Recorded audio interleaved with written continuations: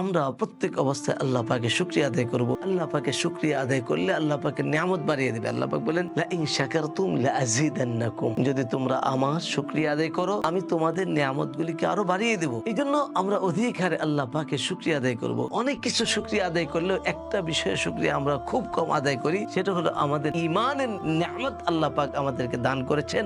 আল্লাহ পাকের কাছে চাওয়া ছাড়া, আল্লাহ পাকের কাছে বলা ছাড়া, আল্লাহ পাকের কাছে আবেদন করা ছাড়া, দরখাস্ত ছাড়া আল্লাহ সুবহানাহু ওয়া তাবারাকা ওয়া তাআলা আমাদেরকে যে ঈমানের মতো নিয়ামত দান করেছেন, যে ঈমানের কারণে আমরা কোনো না কোনো দিন জান্নাতে যাব। আর যাদের ঈমান নাই, অমুসলিম, বেঈমান, তারা চিরকাল জাহান্নামে যাবে। কিন্তু আমরা আমাদের ঈমানের নিয়ামতের শুকরিয়া আদায় করি না।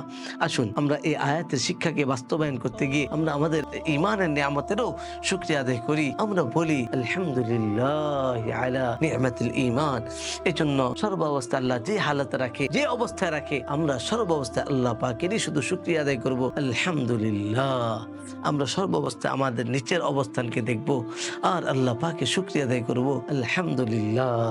আল্লাহ পাক আমাদেরকে আল্লাহ পাকের খুব বেশি বেশি শুকরিয়া আদায় করা তৌফিক দান করুন। প্রত্যেক কাজের নিয়ামতের শুকরিয়া আদায় করা তৌফিক দান করুন। আখির দাওয়ানা আলহামদুলিল্লাহি রাব্বিল আলামিন। আসসালামু আলাইকুম ওয়া রাহমাতুল্লাহি ওয়া বারাকাতুহু।